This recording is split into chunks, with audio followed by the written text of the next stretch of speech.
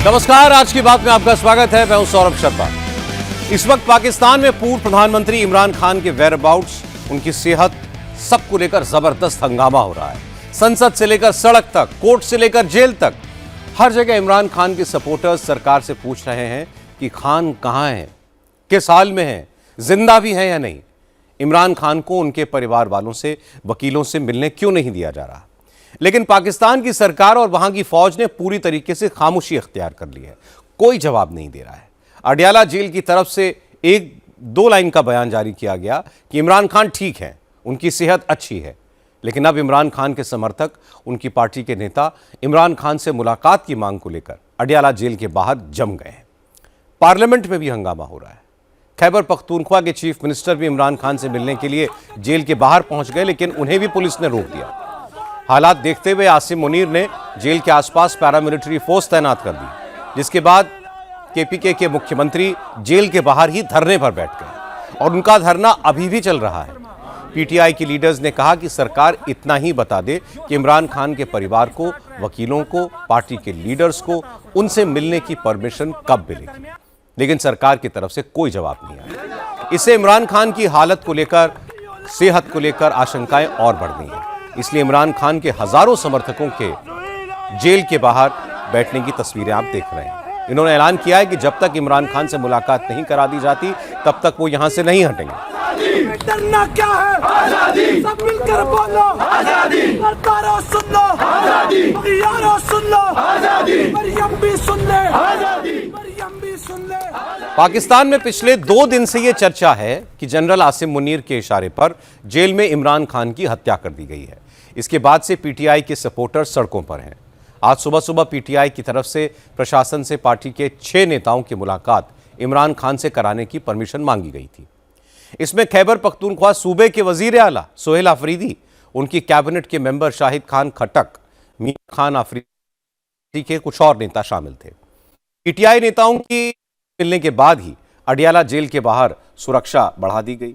Punjab police के अलावा paramilitary force, Punjab rangers के हथियारबंद जवानों को भी जेल के बाहर तैनात कर दिया गया।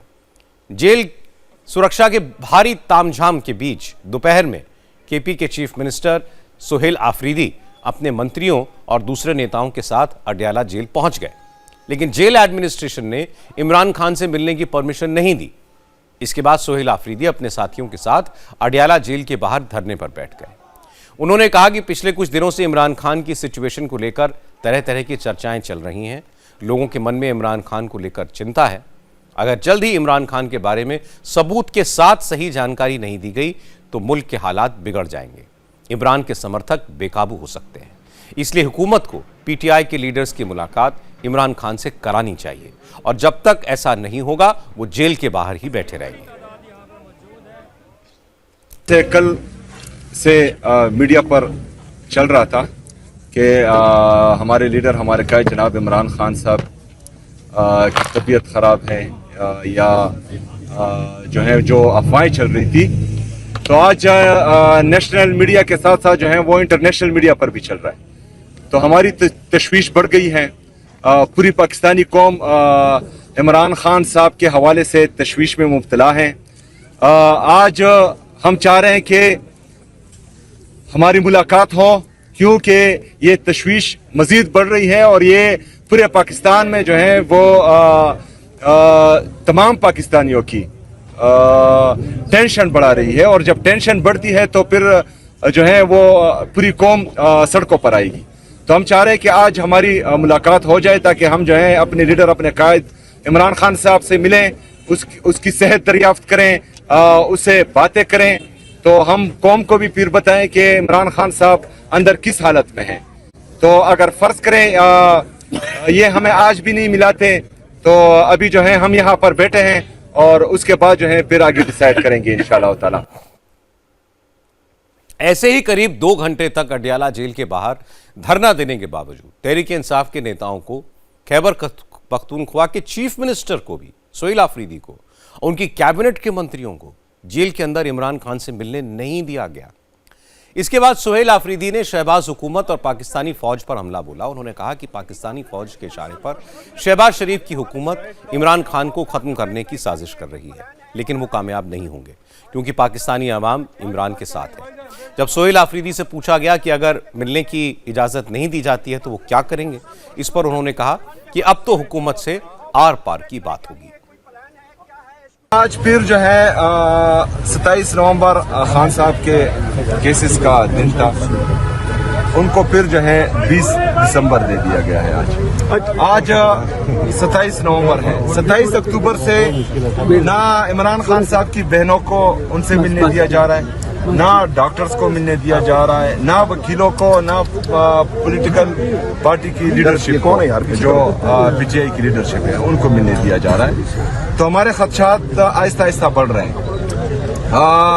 इनको फैसला करना चाहिए कि ये जो है किस तरफ खड़े हैं, क्योंकि अगर ये रवैया इनका रहा तो जो रास्ता हमारे पास आखिरी मौजूद है तो उस पर जो है फिर गौर किया जा रहा है और वो फिर जो है हम अपनाएंगे इंशाल्लाह। इमरान खान की हालत को लेकर आज पाकिस्तान की संसद में भी खूब शोर शराबा हुआ, हंगामा हुआ। इमरान खान की पार्टी के सांसदों ने सरकार से जवाब मांगा, लेकिन सरकार की तरफ से कोई जवाब नहीं आया। इमरान खान की पार्टी के सांसदों ने कहा कि आखिर ऐसी क्या बात है जिसकी वजह से इमरान खान को लेकर इतनी सीक्रेसी बरती जा रही है। परिवार वालों, वकीलों, यहां तक कि उनके डॉक्टर्स तक को उनसे नहीं मिलने दिया जा रहा। आखिर हुकूमत क्या छुपाना चाहती है? हालांकि इमरान खान की पार्टी के नेताओं के शोर शराबे से सरकार की सेहत पर कोई असर नहीं पड़ा। पाकिस्तान के गृह राज्य मंत्री तलाल बदर ने पीटीआई के नेताओं की मांग का मजाक उड़ाते हुए कहा कि जेल में इमरान खान की मौज है, वो देसी मुर्गा खा रहे हैं, जिम में सेहत बना रहे हैं। तलाल बदर ने कहा कि इमरान खान ने अडयाला जेल की पूरी 6 बैरकों पर कब्जा कर रखा है। उनका पर्सनल कुक है, पर्सनल डॉक्टर है। जेल में आखिर और कितनी सहूलियत चाहिए? पाकिस्तान के होम मिनिस्टर ये तो बता रहे हैं कि इमरान खान को जेल में देसी मुर्गा, जिम, डॉक्टर, खानसामा सब मिला हुआ है। ये नहीं बताया कि इमरान खान सही सलामत है या नहीं है। सब कुछ ठीक है तो इतनी सीक्रेसी क्यों? परिवार वालों को इमरान खान से क्यों नहीं मिलने दे रहे? असल में पाकिस्तान में जो हो रहा है उस पर किसी को कोई हैरानी नहीं होनी चाहिए, लेकिन पहले जो होता था और अब जो हो रहा है उसमें एक बड़ा फर्क है। पहले जनता सड़क पर नहीं उतरती थी, लेकिन इस बार इमरान के सपोर्ट में लाखों लोग सड़कों पर हैं। इमरान खान 2 साल से जेल में है, लेकिन उनके समर्थकों का जोश कम नहीं हुआ है। इसलिए पाकिस्तान की फौज और आसिम मुनीर भी ये समझता है कि अगर इमरान को कुछ हो गया तो पब्लिक उन्हें नहीं छोड़ेगी, पूरे मुल्क में आग लगा देगी। तो उम्मीद करनी चाहिए कि पाकिस्तान की फौज इमरान खान को नुकसान पहुंचाने की कोशिश नहीं करेगी। अब बात करते हैं कर्नाटक की। कर्नाटक में सिद्धारमैया और डीके शिव कुमार का झगड़ा अब खुलकर सामने आ गया है। अब तक डीके शिव कुमार बोल रहे थे, सिद्धारमैया खामोश थे, लेकिन आज सिद्धारमैया ने भी जवाबी हमला कर दिया। असल में आज सुबह डीके शिव कुमार ने एक ट्वीट किया, एक पोस्ट किया और लिखा, word power is world power.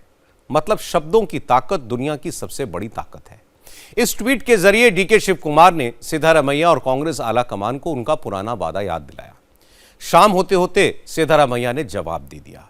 Twitter पर सिद्धारमैया ने भी लिखा, a word is not power unless it बेटर्स the world for the people. मतलब शब्द की ताकत तब तक कुछ नहीं होती जब तक वो लोगों की बेहतरी के लिए कुछ ना करे। इसके बाद सिद्धारमैया ने कर्नाटक सरकार की कई स्कीम्स गिनाई और नोट करने वाली बात यह है कि इस ट्वीट की आखिरी कुछ लाइनें उन्होंने हाईलाइट की हैं। असल में शिव कुमार ने अपने ट्वीट पे लिखा था कि हर किसी को अपने वचन का मान रखना चाहिए। इसके जवाब में सिद्धारमैया ने हाईलाइट करके लिखा कि कांग्रेस पार्टी और उन्होंने कर्नाटक के लोगों से जो कुछ कहा उसे समर्पण और हौसले के साथ पूरा किया। अपनी आखिरी लाइन में सिद्धारमैया ने लिखा कि कर्नाटक को किया गया हमारा हर वादा स्लोगन नहीं है, हमारे लिए दुनिया है। हालांकि डीके सुबह ही समझ गए थे कि उनका ट्वीट सिद्धारमैया को चुभेगा, बात बिगड़ेगी, इसलिए उन्होंने दोपहर में यह कह दिया कि उन्होंने तो ऐसा कोई पोस्ट किया ही नहीं, हो सकता है उनकी टीम के किसी मेंबर ने किया हो। लेकिन उसके बाद एक कार्यक्रम में भी डीके शिव कुमार ने यही बातें दोहरा दी। उन्होंने मजाक मजाक में मंच पर उनके पीछे खड़े लोगों को कुर्सी की अहमियत भी बताई। डीके शिव कुमार ने कहा कि यहां कुर्सियां खाली पड़ी हुई हैं, ये लोग खड़े हुए हैं।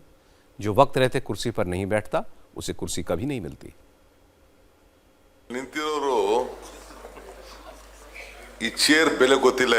इस कुर्सी की कीमत इनको मालूम नहीं है, कुर्सी की कीमत नहीं पता है। जहां कुर्सी मिल जाए बैठ जाने के बजाय बेकार में ये सब लोग खड़े हैं। देखो वहां 2 कुर्सियां हैं, नीचे चेयर्स हैं, सभी सीनियर लीडर वहां बैठे हैं। एमएलए, एमपी, पूर्व मंत्री सभी नीचे बैठे हैं, लेकिन ये लोग कुर्सी में बैठने के बजाय खड़े हैं। इन्हें कभी कुर्सी नहीं मिलेगी। शब्द की ताकत दुनिया की ताकत है। ये दुनिया की सबसे बड़ी ताकत है। चाहे वो जज हो, भारत का राष्ट्रपति हो, मैं हूं, आप हो, कोई भी हो। आपने जो भी वादा किया है वो सबसे बड़ी ताकत है। हम सब जो वचन देते हैं उसकी रक्षा करते हैं। सिद्धारमैया और डीके शिव कुमार के सपोर्टर्स भी अब खुलकर एक दूसरे के खिलाफ मैदान में आ गए हैं। दोनों कैंप्स अपनी अपनी ताकत दिखा रहे हैं। कांग्रेस हाईकमान भी वक्त की नजाकत को समझ रहा है। आज राहुल गांधी और मल्लिकार्जुन खड़गे ने इस मामले पर विचार किया। अब 29 नवंबर को दिल्ली में सिद्धारमैया और डीके शिव कुमार को आमने सामने बैठाकर बात हो सकती है। इस मीटिंग से पहले दोनों कैंप्स ने प्रेशर बनाना भी शुरू कर दिया है। सिद्धारमैया की तरफ से सबसे पहले मोर्चा संभाला उनके बेटे यतीन्द्र ने। यतीन्द्र ने कहा कि उनके पिता जुबान के पक्के हैं, वादे से मुकरते नहीं, लेकिन मुख्यमंत्री बदलने की कोई गुंजाइश फिलहाल नजर नहीं आती। सिद्धारमैया को ज्यादातर विधायकों का समर्थन है, फिर पावर ट्रांसफर का सवाल कहां उठता है?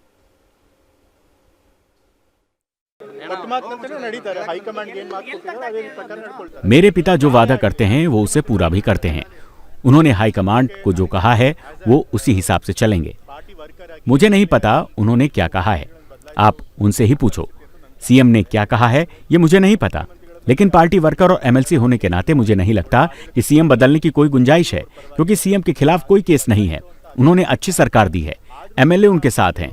मुझे नहीं लगता कि सीएम बदलने की कोई जरूरत है। कुछ लोगों ने सीएम बदलने के बारे में कहा है, हाईकमांड को फैसला लेना है। अगर मैं कुछ कहूंगा तो अच्छा नहीं होगा, लेकिन अभी के हालात को देखते हुए मुझे नहीं लगता कि सीएम बदलने की कोई जरूरत है। यतीन्द्र सिद्धारमैया ने तो सधे शब्दों में अपनी बात कही, डीके शिव कुमार का नाम नहीं लिया। लेकिन कांग्रेस के एक और विधायक के.एन. राजन्ना ने खुलकर डीके को चुनौती दी। राजन्ना ने कहा कि मुख्यमंत्री बदलने की बात होती है तो सिद्धारमैया को इस्तीफा देकर असेंबली डिसॉल्व कर देनी चाहिए, फिर डीके शिव कुमार के नेतृत्व में कांग्रेस चुनाव लड़ ले। अगर जीत जाती है तो डीके शिव कुमार को 5 साल तक मुख्यमंत्री बना दे। राजन्ना ने कहा कि फिलहाल कांग्रेस विधायकों के नेता सिद्धारमैया हैं और वही मुख्यमंत्री भी रहेंगे। आइए विधानसभा भंग करें और चुनाव का सामना करें, फिर डीके शिव कुमार के नेतृत्व में मिलकर काम करें और बहुमत के साथ आएं। फिर उन्हें 5 साल तक मुख्यमंत्री रहने दें। क्या सिद्धारमैया को कांग्रेस विधायक दल ने नहीं चुना था? अब फैसला कांग्रेस विधायक दल को करना चाहिए। हाईकमान ने कहा है कि नेतृत्व पर बात न करे, इसीलिए मैं इस पर बात नहीं करूंगा। लेकिन ये मेरी निजी राय है कि सिद्धारमैया 5 साल तक मुख्यमंत्री रहें। इसके बाद सिद्धारमैया के एक और समर्थक एमएलए जमीर अहमद खान ने कहा कि डीके को मुख्यमंत्री बनने का ख्वाब नहीं देखना चाहिए, क्योंकि मुख्यमंत्री पद पर 2028 तक कोई वैकेंसी नहीं है। कितने दिनों में होगा? मैं पहले से वही बोल रहा हूँ। अभी वो कुर्सी में सिद्धरामैया साहब मुख्यमंत्री होके बैठे हैं, 28 तक वही रहेंगे। अगर उनको चेंज करना तो आप नहीं कर सकते, हम नहीं कर सकते, हाईकमांड करना। हाईकमांड जो भी डिसीजन लेंगे उसके लिए हम तैयार हैं। अरे नहीं, वो अभी वो साझा है। अभी हमारे डीसीएम भी वकील के पैकी में आते हैं। अभी उनके समाज के लोग उनको भी चाहते हैं कि वो भी मुख्यमंत्री बने करके। गलत क्या है वो? पर वादा खिलाफी हुई सर, आपको ऐसा लगता है? नहीं, ऐसा कुछ नहीं है। मजे की बात यह है कि सिद्धारमैया कैंप के विधायकों ने अचानक डीके शिव कुमार के खिलाफ मोर्चा नहीं खोला है। असल में आज मुख्यमंत्री आवास पर सिद्धारमैया ने जी परमेश्वर, मंत्री सतीश जरकीहोली, एचसी महादेवप्पा, वेंकटेश और पूर्व मंत्री के.एन. राजन्ना को बुलाया हुआ था। इस मीटिंग के बाद सिद्धारमैया कैंप की तरफ से डीके शिव कुमार पर पलटवार हुआ। पहले के.एन. राजन्ना बोले, फिर मंत्री सतीश जरकीहोली बोले। इन्होंने भी सिद्धारमैया का समर्थन किया। और नोट करने वाली बात यह कि सतीश जरकीहोली से कल डीके शिव कुमार समर्थन मांगने के लिए गए थे। आज सतीश जरकीहोली ने कहा कि यह बात सही है कि चुनाव डीके शिव कुमार के नेतृत्व में लड़ा गया था, लेकिन मेहनत तो लाखों कार्यकर्ताओं की थी। जीत सबकी मेहनत का नतीजा है। अब हर किसी को जीत का इनाम तो नहीं मिल सकता, इसलिए डीके शिव कुमार को सही वक्त का इंतजार करना चाहिए। हर किसी को इनाम नहीं मिलता, कुछ को ही मौका मिलता है। पार्टी को सत्ता में लाने के लिए किसी एक ने नहीं, सबने मेहनत की है। हर किसी को इनाम नहीं मिल सकता, उन्हें इंतजार करना होगा। मैंने पहले भी कहा है, सीएम ने भी कहा है कि इस कंफ्यूजन को जल्द खत्म करना होगा। अगर ऐसा नहीं हुआ तो दिक्कत होगी। डीके शिवकुमार के रोल पर सही समय पर बात होगी। और कर्नाटक में चल रहे जबरदस्त सियासी झगड़े पर लेटेस्ट अपडेट आपको देने के लिए आपको ले चलते हैं बेंगलुरु। वहां से जुड़ रहे हैं हमारे संवाददाता टी राघवन। राघवन, आज सिद्धरमैया और उनके समर्थक दोनों तरफ से खुलकर सब मैदान के अंदर थे और ऐसा लग रहा है कि ज्यादातर विधायक अभी भी सिद्धरमैया के ही साथ हैं।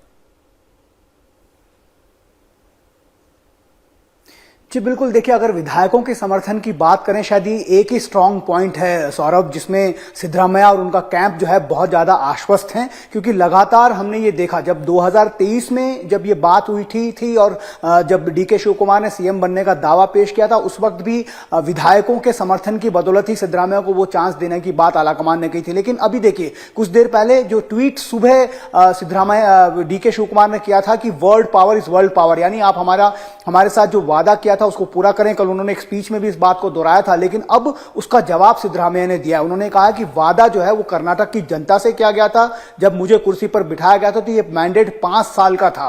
तो ये साफ साफ है कि अब जो आने वाले दिन है वो आलाकमान के लिए सरदर्दी भरे होंगे, क्योंकि इतना स्मूथ ट्रांजिशन होता हुआ ये दिख नहीं रहा है। दोनों तरफ से कांग्रेस पार्टी को नुकसान होगा। अगर वो डीके शिवकुमार को नाराज करते हैं तब भी नुकसान होगा, और सिद्धरमैया को नाराज करते हैं तो हो सकता है कि ज्यादा नुकसान हो, क्योंकि वो अहिंसा की राजनीति कर्नाटक में करते हैं, जिसमें दलित, पिछड़े और अल्पसंख्यक वोट बैंक का एक बड़ा चंक जो है वो अपने साथ लेकर चलते हैं। मास लीडर है, 224 असेंबली कॉन्स्टिट्यूएंसी में, हर कॉन्स्टिट्यूएंसी में 15 से 20 हजार वोटर्स पर उनकी पकड़ है, जबकि जो डीके शिवकुमार की जो मास अपील है वो एक लिमिटेड है साउथ कर्नाटका में। ऐसे में डीके शिवकुमार के साथ किया गया वादा पूरा किया जाएगा या फिर सिद्धरमैया अगर अड़ जाते हैं कि वो 5 साल पूरा करेंगे तो इसको कैसे टेकल कांग्रेस हाईकमान करेगा ये देखना होगा। 29 तारीख को दोनों को बुलाने की बात थी, लेकिन जब हम आपसे बात कर रहे हैं उससे कुछ सेकंड्स पहले भी हमने दोनों ही कैंप से चेक किया, अभी तक कोई कॉल उन्हें नहीं आया है। दोनों दिल्ली से कॉल का इंतजार कर रहे हैं और फिलहाल डीके शिवकुमार मुंबई में है। उन्होंने कहा कि एक प्राइवेट मीटिंग में वो जा रहे हैं और देर रात वापस लौटेंगे। अब देखना होगा कि हाईकमान जो है इसको कैसे डील करता है। ये कह सकते हैं कि एक तरह से रायता जो है पूरी तरह फैल गया है। राघवन, बहुत शुक्रिया आपका। कर्नाटक में जो हो रहा है वो राजस्थान में भी हुआ था। चुनाव सचिन पायलट की लीडरशिप में लड़ा गया, लेकिन जीत के बाद राहुल गांधी ने अशोक गहलोत को मुख्यमंत्री बना दिया। सचिन पायलट से भी 2.5 साल बाद मुख्यमंत्री उन्हें बनाने का वादा हुआ था, वो वादा कभी पूरा नहीं हुआ। सचिन पायलट ने सब्र कर लिया। लेकिन मध्य प्रदेश में जब इसी तरह का वादा और फिर वादा खिलाफी ज्योतिरादित्य सिंधिया के साथ हुई तो सिंधिया ने कांग्रेस छोड़ दी। इसलिए कर्नाटक में जो हो रहा है वो कांग्रेस में कोई नई बात नहीं है। अब देखना यह है कि कर्नाटक में डीके शिवकुमार से किया गया ये प्रॉमिस पूरा किया जाता है या नहीं, और अगर पूरा नहीं किया जाता तो फिर डीके शिवकुमार पार्टी में बने रहेंगे या कांग्रेस पार्टी टूटेगी। कर्नाटक में कांग्रेस की मुसीबत बढ़ रही है, लेकिन पार्टी हाईकमान इस वक्त बिहार की हार पर मंथन कर रहा है।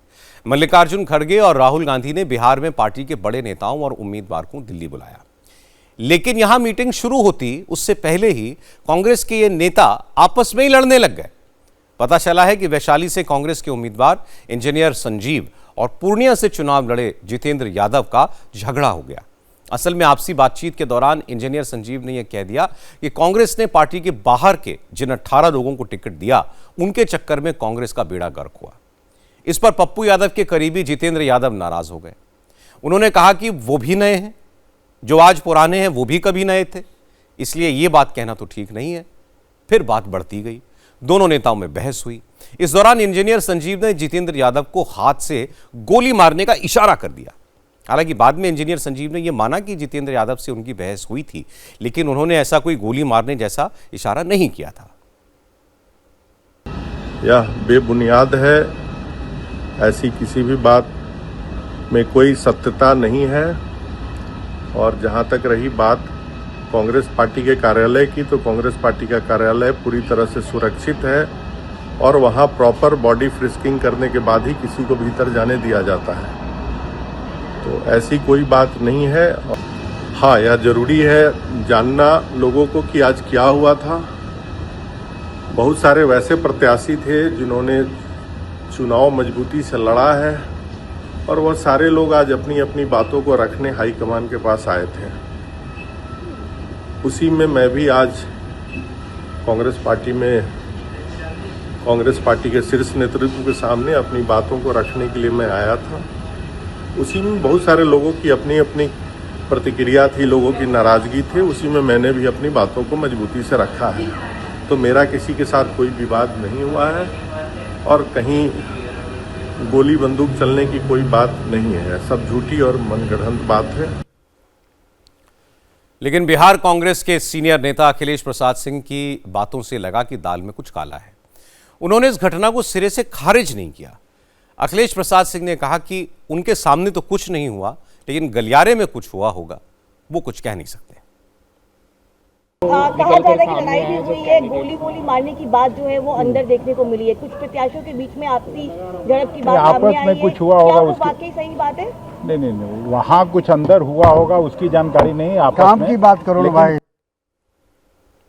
हालांकि बिहार कांग्रेस के प्रभारी कृष्णा अल्लावरू दावा कर रहे हैं कि वो मीटिंग शुरू होने से पहले कमरे में पहुंच गए थे, उनके सामने ऐसी कोई घटना नहीं हुई। बैठक शुरू होने से पहले आपके उम्मीदवारों के बीच गाली गलौज तक हो गई, गोली मारने की बात हुई है, ये जानकारी आई है। आपने सुना था? नहीं, आपके लोगों ने बताया। अच्छा, और अगर नहीं हुआ तो आप इनकार कर दीजिए। अगर लोगों ने बताया तो बताइए, क्योंकि मैं कार्रवाई करेंगे आप लोग आपके सामने हुआ। मैं साफ तरीके से बताता हूँ, जब से मैं उस कमरे में गया था ऐसी कोई बात नहीं हुई थी। अगर ऐसी कोई बात हुई थी तो आप उनसे जाके पूछिए। आपने सवाल पूछा, मैंने जवाब दिया। लेकिन आरोप लगाने वाले जितेंद्र यादव ने सारी बात डिटेल में बता दी। इंडिया टीवी की संवाददाता विजय लक्ष्मी से बात करते हुए जितेंद्र यादव ने कहा कि मीटिंग से पहले इंजीनियर संजीव ने उन्हें धमकी दी और उन्होंने इसकी शिकायत पार्टी हाईकमान से की है।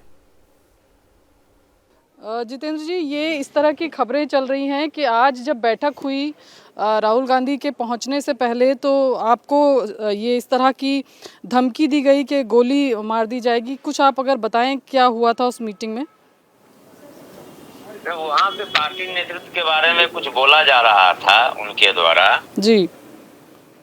जो पार्टी के प्रत्याशी, वहाँ ये फ्रेंडली फाइट हुआ था। एक्चुअली वो फ्रस्ट्रेशन में थे जी, में थे, तो तरह तरह की बातें हो रही थी वहाँ पे। बार बार उनके द्वारा पार्टी नेतृत्व, बिहार नेतृत्व और केंद्रीय नेतृत्व के बारे में बार बार बोला जा रहा था। तो उसी बात पे हमसे उनसे कहा सुनी हुई और तो कोई बात नहीं हुई, कहा सुनी हुई तो उग्र हो गए। और क्या बोले फिर उसमें? जी, उग्र हो गए, जो आप बता रही हैं वही बोले वो, कि गोली मार देंगे। हाँ, गोली मार देंगे। और ये जब बोले तो हम बोले ऐसा तो आपको बोलना नहीं चाहिए, आप इस तरह की बात जो भी बात रखनी है वो नेतृत्व के सामने में रखिए। जी, फिर उस पर कुछ बाकी नेताओं की तरफ से कोई प्रक्रिया या आपने अपने शीर्ष नेतृत्व को इस बात से अवगत कराया? हाँ, अवगत करा दिया है। तो क्योंकि उनकी तरफ से खंडन आया है, वो कह रहे हैं कि ऐसा कुछ नहीं हुआ था, ये गलत खबरें मीडिया में चल रही हैं। खबरें नहीं चल रही है, वो उनके द्वारा कुछ से कुछ बोला जा रहा था। और बहुत सारे लोग, एक लोग थे, लगभग 60-61 जो उम्मीदवार थे, जीते हुए हारे हुए सारे लोग थे, नेतृत्व थे और सीनियर लीडर लोग भी बैठे हुए थे जी। ये बात आई थी बैठक से पूर्व। और विजय लक्ष्मी खुद हमारे साथ इस वक्त जुड़ गई हैं। विजय, आप बात कर रही थी आरोप लगाने वाले कांग्रेस के नेता से कि मुझे गोली मारने की धमकी दी गई। वो कह रहे हैं धमकी मिली, जिन पर आरोप लगा रहे हैं वो मना कर रहे हैं। और बैठक होनी थी, हार की समीक्षा की, नया झगड़ा शुरू हो गया। बिल्कुल सौरभ, ये बेसिकली ये जो झगड़ा हुआ, ये मीटिंग शुरू होने से पहले तमाम नेता जो है, एक वेटिंग लाउंज या एक हॉल है, वहाँ पर ये तमाम नेता बैठे थे। और क्योंकि 10-10 के ग्रुप में राहुल गांधी, मल्लिकार्जुन खड़गे और केसी वेणुगोपाल को मिलना था, उससे पहले ही यहाँ पर जो है, सबसे पहले जो सूत्र हमें बता रहे हैं, जो अंदर नेता मौजूद थे, कि इंजीनियर संजीव ने कुछ इस तरह की बात की कि ये जो नए लोग आए, जो 18 लोग आए, दूसरी जगहों से जो लोग आए, उनकी वजह से हम हार गए। इस पर जो है इनकी तरफ से प्रतिक्रिया दी गई, क्योंकि ये भी चुनाव से ठीक पहले पार्टी में शामिल हुए थे, जितेंद्र कुमार, जिन्हें पूर्णिया से कांग्रेस पार्टी ने अपना विधायक उम्मीदवार बनाया था। इस पर उन्होंने कहा कि आप भी जब कांग्रेस में आए होंगे तो नए रहे होंगे, लेकिन अब आप पुराने हो गए। लोग हमेशा जब आते हैं तो नए होते हैं, फिर धीरे धीरे पुराने हो जाते हैं। इसी पर गहमा गहमी दोनों के बीच में यही बहस जो है आगे जाकर के इतनी बढ़ गई कि इंजीनियर संजीव ने उनको गोली मारने की धमकी दी और उन्होंने कहा कि गोली मार देंगे और इशारा भी किया। और उसके बाद वहां पर जो तमाम लोग थे, ये बताया जा रहा है कि तारिक अनवर भी वहां पर मौजूद थे, उन्होंने बीच बचाव किया, कुछ और नेताओं ने भी दोनों के बीच में आकर के बीच बचाव किया। और फिर उसके बाद में इसकी शिकायत जो है, जो जितेंद्र कुमार ने टेलीफोनिक इंटरव्यू में भी बताया कि उन्होंने जो नेतृत्व है बिहार का, उसको इस बात की जानकारी दी। हालांकि जब मैंने उनसे पूछा कि क्या उन्होंने सेंट्रल लीडरशिप को इसकी जानकारी दी है, तो उन्होंने कहा नहीं, सिर्फ मैंने राज्य के नेतृत्व को इस बात से अवगत कराया है। चलिए विजयलक्ष्मी, बहुत शुक्रिया आपका। अब राहुल गांधी की लीडरशिप में कांग्रेस 50 से ज्यादा चुनाव हार चुकी है और हर बार नतीजे आने के बाद कांग्रेस के नेता ऐसे ही आत्ममंथन करने की बात करते हैं, लेकिन कभी हार की वजह पता नहीं चलती। और जहां तक बिहार का सवाल है, तो बिहार में कांग्रेस का यही हाल होना था। कांग्रेस के नेता भी ये असलियत जानते थे, लेकिन तेजस्वी यादव राहुल गांधी की बातों में आ गए और उनके चक्कर में तेजस्वी की खुद की लुटिया भी डूब गई। आगे बढ़ते हैं। सोशल मीडिया साइट एक्स के लोकेशन फीचर को लेकर चल रहा विवाद आज सियासी रूप लेकर सामने आया। आज बीजेपी ने आरोप लगाया कि कांग्रेस और लेफ्ट इकोसिस्टम से जुड़े लोग विदेश में बैठकर भारत के खिलाफ एजेंडा चला रहे हैं। बीजेपी के सांसद संबित पात्रा ने कहा कि इतना कि कांग्रेस इकोसिस्टम के लोग गलत लोकेशन ही नहीं बल्कि एंटी नेशनल नैरेटिव चलाने के लिए फर्जी नामों के अकाउंट बनाते हैं। संबित पात्रा आज अपने साथ कागजों का एक बड़ा पुलिंदा लेकर आए थे। एक एक करके उन्होंने दर्जनों एक्स अकाउंट का जिक्र किया और बताया कि इन अकाउंट्स के सहारे किस तरह से वोट चोरी, ऑपरेशन सिंदूर और SIR को लेकर फेक नैरेटिव बनाने की कोशिश हो रही है। संबित पात्रा ने दावा किया कि कांग्रेस के एजेंडे को आगे बढ़ाने वाले ये ज्यादातर अकाउंट नकली हैं।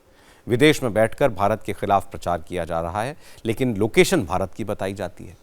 संबित पात्रा ने नाम लेकर के बताया कि हवाला देते हुए कहा कि एक अकाउंट जिसकी लोकेशन पाकिस्तान है, नाम दीक्षा शर्मा है, यशिता नागपाल नाम है, ये भी पाकिस्तान में बैठकर भारत की अंदरूनी राजनीति पर कमेंट कर रही हैं। भावना जोशी, निधि सिंह राठौड़ और रेणु चौधरी वेस्ट एशिया से वोट चोरी और SIR को लेकर राहुल गांधी का समर्थन एक्स पर कर रही हैं। इस तरह आरुषि राजपूत सऊदी अरब का अकाउंट है, ऋचा कटालिया, डॉक्टर कालिका सिंगापुर में बैठे हैं और अर्पित शर्मा यूरोप में बैठकर फेक नैरेटिव फैला रहे हैं। संबित पात्रा ने दावा किया कि कांग्रेस के पास अब भारत में तो सपोर्ट बचा नहीं, इसलिए अब विदेश में बैठकर सोशल मीडिया हैंडल से अपना प्रचार करवा रही है। लेकिन देश की जनता अब कांग्रेस के इस फेक नैरेटिव को समझ गई है। यह जो वोट चोरी का नैरेटिव सेट किया गया है हिंदुस्तान में, उसके विषय में डिटेल में जाऊंगा।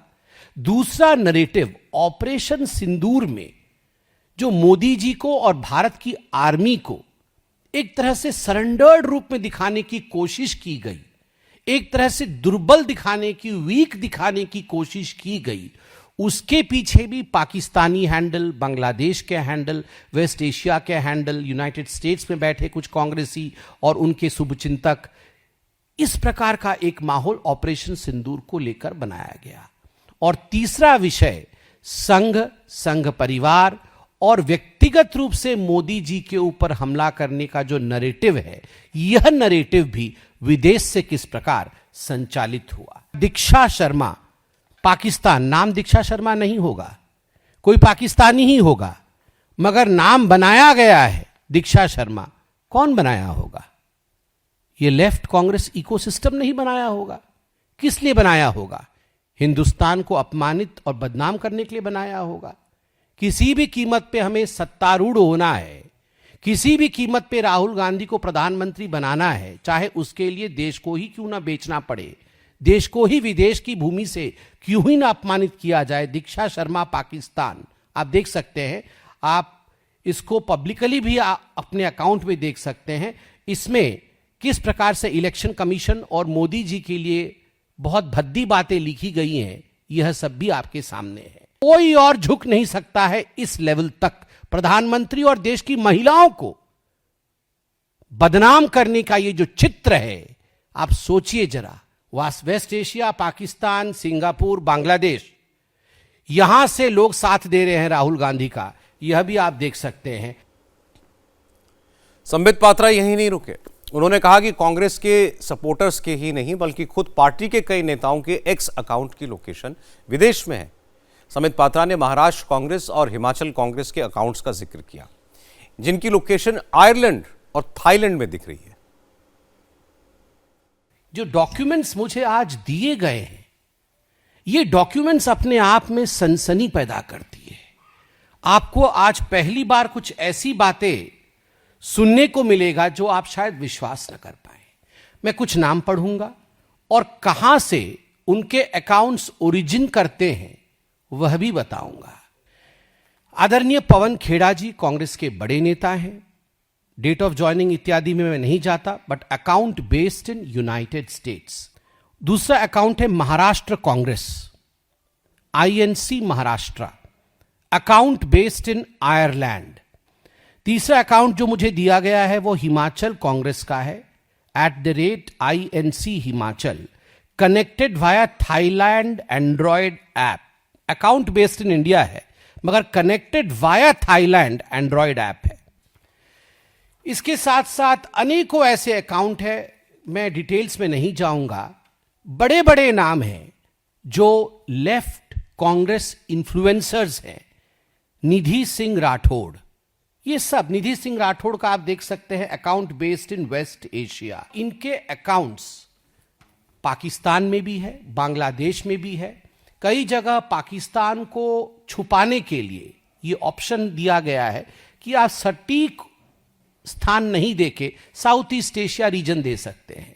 तो कई ऐसे इन्फ्लुएंसर्स ने साउथ ईस्ट एशिया दे दिया है, जबकि उनका लोकेशन पाकिस्तान है। बीजेपी ने आरोप लगाए तो कांग्रेस ने भी जवाब देने में देर नहीं की। कांग्रेस की प्रवक्ता सुप्रिया शनेत ने बीजेपी के लिए बहुत कड़े शब्दों का इस्तेमाल किया। सुप्रिया शनेत ने कहा कि बीजेपी के नेता पढ़ते लिखते नहीं हैं, बस बिना सर पैर के आरोप लगाते हैं। सुप्रिया शनेत ने दावा किया कि एक्स के प्रोडक्ट हेड निकिता बेयर ये कह चुके हैं कि कुछ टेक्निकल ग्लिचेस की वजह से कई अकाउंट्स में गलत लोकेशन दिखाई जा रही है। बीजेपी के महामूर्खों को कहूंगी, निकिता बेयर का एक अकाउंट है प्रोडक्ट हेड एक्स के, उनका जाकर ट्वीट पढ़ लें। उनका कहना है कि हमने एक प्रोडक्ट नया लॉन्च किया था, अलग अलग जगहों में लोगों को दिक्कतें आ रही हैं, ये ग्लिच है और हम ग्लिच को रिजॉल्व करने की कोशिश कर रहे हैं। जब हमने एक्स से बात करी, उन्होंने कहा आप लोग के ऐसे कोई अकाउंट है तो हमें जरूर भेजिए, ये प्रोडक्ट की वजह से ग्लिच आया है। मतलब बीजेपी को क्या चवन्नी बराबर भी अकल नहीं रह गई है अब। और अगर मैं उन्हीं की बात पर यकीन करूं तो मैं उनसे पूछना चाहती हूं, बीजेपी गुजरात आयरलैंड से क्यों चल रहा है? स्टार्टअप इंडिया का अकाउंट आयरलैंड से क्यों चल रहा है? डीडी न्यूज का अमेरिका से क्यों चल रहा है? जो 40 रुपए पर पेट्रोल कराने वाले श्री श्री उनके इतने बड़े समर्थक हैं, उनका अकाउंट नॉर्थ अमेरिका से क्यों चल रहा है? और तो और राष्ट्र मित्र मोदी जी के जिगर के टुकड़े अडानी ग्रुप का अकाउंट जर्मनी से चल रहा है। कैसे चल रहा है? ये लोग राष्ट्रद्रोह क्यों कर रहे हैं? क्या बीजेपी इस बात का जवाब दे सकती है? महामूर्खता की दलीलें, मुद्दों से भटकाने का प्रयास है ये। लेकिन आज बीजेपी ने प्रूफ कर दिया है कि उनकी घुटने में जो अकल है वो भी चवन्नी के बराबर है।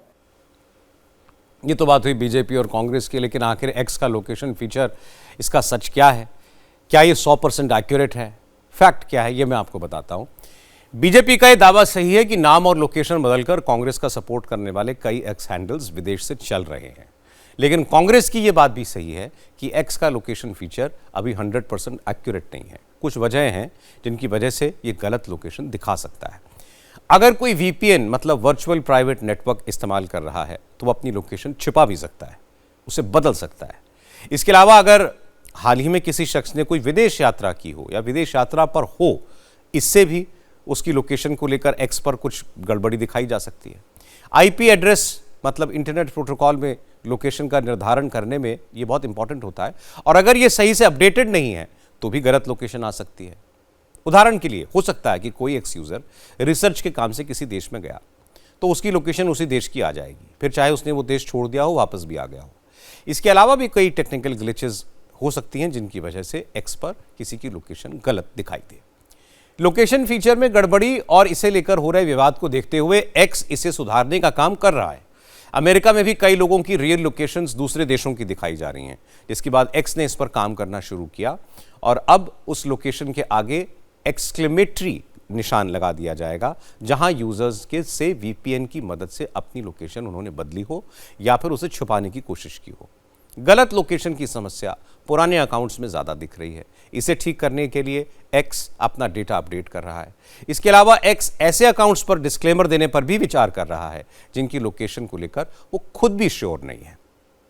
हो सकता है आप में से बहुत से लोग एक्स की लोकेशन फीचर को देखना ना जानते हो और इस चक्कर में विदेश में बैठकर भारत का इंटरनल मामलों में आप कमेंट कर रहे अकाउंट पर आप रिएक्शन देना शुरू कर दें। तो मैं आपको बता दूं, किसी पोस्ट पर रिएक्ट करने से पहले उसकी प्रोफाइल के बारे में थोड़ी जांच पड़ताल जरूर कर लें। इसके लिए आपको बस इतना करना है, यूजर्स के प्रोफाइल में ज्वाइंड इन वाले आइकॉन पर जाएं।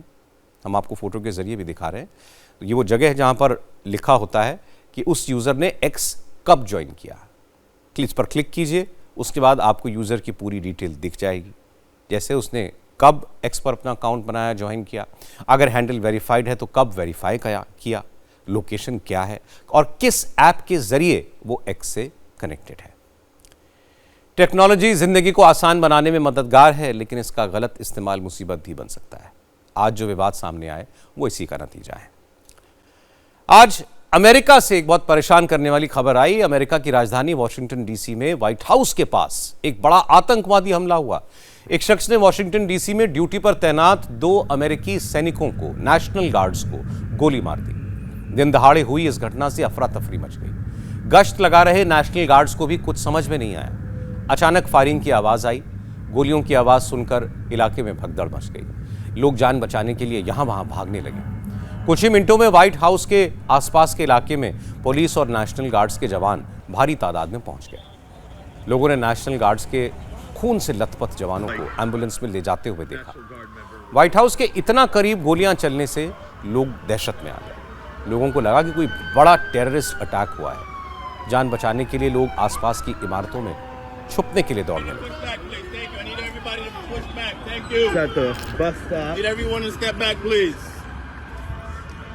So then we ran towards Tate, and the doors were locked, but they let us in. Someone said there was a shooting, so we were just staying still and staying put. About 10 minutes later, we saw an EMT truck pull up, and then they left with an empty truck. 2 minutes later, came back with somebody with a Lucas device, and the National Guard member was covered in blood on his head, and there was countless personnel around him, and they put him in a truck, and a minute later they were gone. He was in a stretcher. We saw the empty stretcher go up the street, and then like minutes later came back, and his face was covered in blood. Was he moving at all? Could you see him breathing? Not moving. So I went to the bathroom and was going to lock myself in, and this family came over to also put their kids inside, because you never know what's going to happen in those situations. But they said the people came over and said it's fine. This area is, secured. So we felt like it was safe to not lock ourselves in. But at first, that's what where everybody's head was at in that moment. But I did feel very safe knowing that all of the, military personnel and police were there. But honestly, I had no idea what was going on for a bit. Washington DC में हुई गोलीबारी में जो national guards घायल हैं उनकी हालत बहुत गंभीर है। हमलावर ने एक जवान को बहुत करीब से सर में गोली मारी थी, इस वजह से वो ज़्यादा सीरियस थी। दोनों घायल जवानों को एयरलिफ्ट करके हॉस्पिटल ले जाया गया। इस वारदात के बाद नेशनल गार्ड्स और पुलिस की एक्स्ट्रा बटालियंस की तैनाती वॉशिंगटन डीसी में की गई है। हमले की खबर मिलने के बाद अमेरिका की सेंट्रल जांच एजेंसी FBI के डायरेक्टर कैश पटेल मौके पर पहुंचे।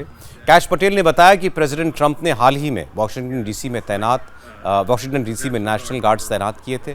कैश पटेल ने कहा कि इस हमले की जांच के लिए FBI की कई टीमें लगाई गई हैं, जिन्होंने पूरे देश में छापेमारी की है और अब यह पता लगाया जा रहा है कि हमलावर का कोई और साथी है क्या, और अगर है तो वो कहां है।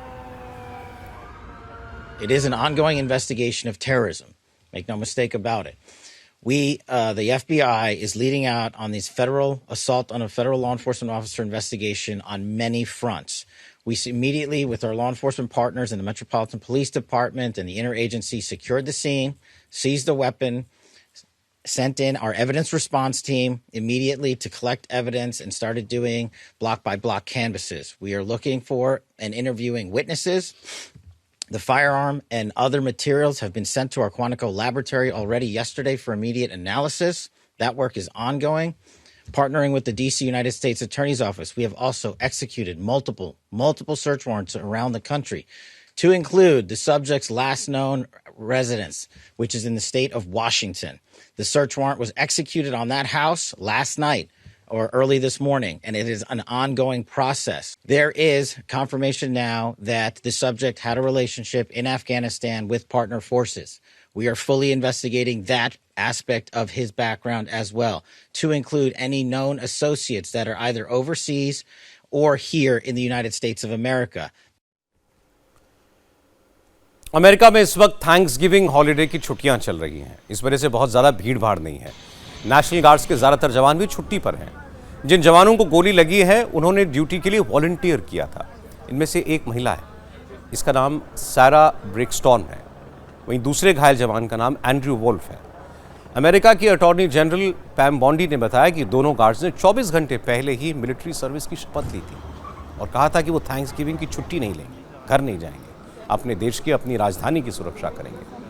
अमेरिका के सेक्रेटरी ऑफ वॉर पीटर हेग्सेथ ने बताया कि वो एक मीटिंग में थे जब उनको इस आतंकी हमले की खबर दी गई। मीटिंग से ही उन्होंने प्रेसिडेंट ट्रंप से बात की और इसके बाद व्हाइट हाउस और वॉशिंगटन डीसी की सुरक्षा और बढ़ा दी गई है। आर्मी के 500 और जवानों को नेशनल गार्ड्स के तौर पर वॉशिंगटन में तैनात किया जा रहा है। Myself and my team were notified that 2 National Guardsmen have been shot in Washington, D.C., critically wounded. The shooter shot in a cowardly, dastardly act targeting the best of America. Heroes willing to serve in Washington, D.C., serve for people they don't know and they've never met because they love their country and their capital and their community. They were willing to do dangerous things others were not because they love their fellow Americans. Someone decided to turn that into targeting National Guardsmen. That will only stiffen our resolve. We will never back down. We will secure our capital. We will secure our cities. In fact, this happened just steps away from the White House. It will not stand. And that's why President Trump has asked me, and I will ask the Secretary of the Army to the National Guard, to add 500 additional troops, National Guardsmen, to Washington, D.C. This will only stiffen our resolve to ensure that we make Washington, D.C. safe and beautiful. National guards ने Washington DC में आतंकी हमला करने वाले जिस शख्स को गिरफ्तार किया है उसका नाम है रहमान उल्लाह लकनवाल। रहमान उल्लाह एक अफगान शरणार्थी है। अगस्त 2021 में ऑपरेशन एलाइज वेलकम के तहत अमेरिका आया था। रहमान उल्लाह अफगानिस्तान में अमेरिका की स्पाई एजेंसी CIA के साथ काम करता था। वो कांधार के इलाके में एक्टिव था। जब 2021 में अमेरिका ने अपनी सेना वहां से वापस बुलाने का फैसला किया तो जो बाइडेन ने अमेरिका की मदद करने वाले 80,000 से ज्यादा अफगान नागरिकों को अमेरिका आने की इजाजत देने का फैसला किया था। रहमान उल्लाह उसी मिशन के तहत अमेरिका पहुंचा था। 2024 में रहमान उल्लाह ने अमेरिका में शरण पाने के लिए अर्जी दी और कुछ ही दिनों में उसकी पिटीशन मंजूर भी हो गई थी। जैसे ही ये पता चला कि नेशनल गार्ड्स पर हमला करने वाला शख्स एक अफगान रिफ्यूजी है तो प्रेसिडेंट ट्रंप ने अमेरिका में अफगान शरणार्थियों को आने की परमिशन देने पर तुरंत रोक लगा दी है। ट्रंप ने कहा कि बाइडेन की गलत नीतियों की वजह से वॉशिंगटन डीसी में यह आतंकी हमला हुआ और वो इसके जिम्मेदार लोगों को नहीं छोड़ेंगे। My great fellow Americans, earlier today on the eve of the Thanksgiving holiday, 2 members of the National Guard serving in Washington, D.C. were shot at point-blank range in a monstrous ambush-style attack just steps away from the White House. This heinous assault was an act of evil, an act of hatred, and an act of terror. It was a crime against our entire nation. It was a crime against humanity.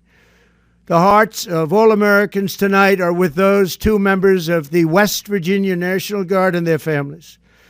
The love of our entire country is pouring out for them, and we are lifting them up in our prayers. As President of the United States, I am determined to ensure that the animal who perpetrated this atrocity pays the steepest possible price. I can report tonight that based on the best available information, the Department of Homeland Security is confident that the suspect in custody is a foreigner who entered our country from Afghanistan. We're not going to put up with these kind of assaults on law and order by people who shouldn't even be in our country. We must now re-examine every single alien who has entered our country from Afghanistan under Biden, and we must take all necessary measures to ensure the removal of any alien from any country who does not belong here or add benefit to our country. 2021 से पहले America में अफगानियों की संख्या करीब 65,000 थी, लेकिन पिछले 4 साल में अमेरिका में अफगानिस्तान के लोगों की तादाद बढ़कर 1,95,000 हो गई है। जो अफगान अमेरिका में रिफ्यूजी के तौर पर आए, उनमें ज़्यादातर बाइडेन के सपोर्टर्स हैं। आज के आतंकी हमले के बाद उनकी मुसीबतें बढ़ेंगी। प्रेसिडेंट ट्रंप अब बड़ी संख्या में अफगानियों को अमेरिका से बाहर निकालने का अभियान चलाएंगे। ऊंची ऊंची इमारतों के लिए मशहूर हांगकांग अपने इतिहास के सबसे भयानक अग्निकांड से गुजर रहा है। 35 मंजिलों वाली 8 बिल्डिंग्स कल रात से धूं धूं कर जल रही हैं। 75 लोगों की मौत हो चुकी है, 72 बुरी तरह झुलस गए हैं, 280 से ज़्यादा लापता हैं। फायर ब्रिगेड की 140 से ज़्यादा गाड़ियां लगातार आग बुझाने के काम में लगी हैं, लेकिन 24 घंटे के बाद भी आग को बुझाया नहीं जा सका है। आग बुझाने में हांगकांग को चीन भी मदद कर रहा है, लेकिन उसकी कोशिश भी अभी तक नाकाम रही है। आग बुझाने में लगे 8 फायर फाइटर्स भी झुलस गए। हांगकांग स्पेशल एडमिनिस्ट्रेटिव रीजन के चीफ एग्जीक्यूटिव जॉन ली ने बताया कि आग बुझाने की हर कोशिश की जा रही है। बिल्डिंग्स के अंदर के हालात और वहाँ का टेम्परेचर जानने के लिए ड्रोन्स का इस्तेमाल भी किया जा रहा है, लेकिन आग इतनी भयानक है कि इसे बुझाने में कितना वक्त लगेगा ये भी नहीं कहा जा सकता।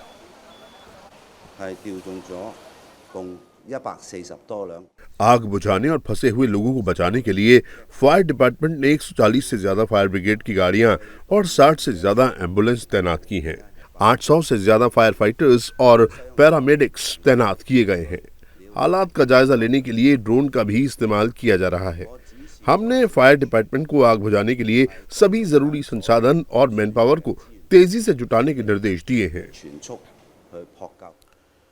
हांगकांग के ताइपो इलाके में जिस वांगफुक कोर्ट हाउसिंग कॉम्प्लेक्स में आग लगी है, उस कॉम्प्लेक्स में 8 बिल्डिंग्स हैं।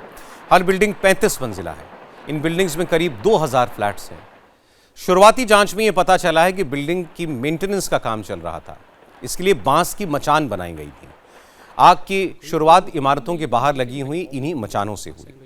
तेज हवा और जलते हुए मलबे की वजह से लपटें एक इमारत से दूसरी इमारत तक फैलती गईं। फ्लैट्स में मौजूद जिन लोगों ने वक्त रहते आग देख ली, वो तो किसी तरह बाहर भागकर आ गए, लेकिन सैकड़ों लोग इमारतों के अंदर ही फंस गए, जो बाहर नहीं आ पाए। उन्हें अंदर फंसे अपने परिवारों की चिंता है, लेकिन कोई कुछ नहीं कर सकता, क्योंकि आसपास का तापमान इतना ज़्यादा हो चुका है कि फायर फाइटर्स को भी बिल्डिंग के करीब जाने में मुश्किल हो रही है। मेरा पूरा परिवार अंदर है, उनसे फ़ोन पर बात भी नहीं हो पा रही है। मुझे बहुत डर लग रहा है कि वो बेहोश हो जाएंगे। मुझे पता ही नहीं कि फायर फाइटर्स ने उन्हें देखा या नहीं। पहले तो मैंने उसे जाने को कहा। वो बाहर गई, लेकिन सीढ़ियों पर घना धुआं भरा हुआ था। वो बाहर नहीं निकल सकती थी। वहाँ इतना अंधेरा था कि उसे कुछ दिखाई नहीं दे रहा था, इसीलिए उसे वापस फ्लैट के अंदर जाना पड़ा। हांगकांग की इस आग पर चीन के राष्ट्रपति शी जिनपिंग ने भी शोक जताया है। साथ ही 20 लाख युआन मतलब करीब 2.5 करोड़ रुपए की मदद का ऐलान भी कर दिया है। आग बुझाने में चीन हांगकांग एडमिनिस्ट्रेशन की मदद कर रहा है। आग की जांच भी जारी है। अब तक 3 लोगों को गिरफ्तार किया गया है। 3 में से 2 लोग एक कंस्ट्रक्शन कंपनी के डायरेक्टर हैं, एक कंसल्टेंट है। पुलिस ने इन लोगों पर बड़ी लापरवाही का आरोप लगाया है। हांगकांग पुलिस के अफसर ने बताया कि अपार्टमेंट से प्रोटेक्टिव नेट, कैनवस और प्लास्टिक कवर जैसी चीजें मिली हैं, जो सेफ्टी स्टैंडर्ड्स को पूरा नहीं करती हैं।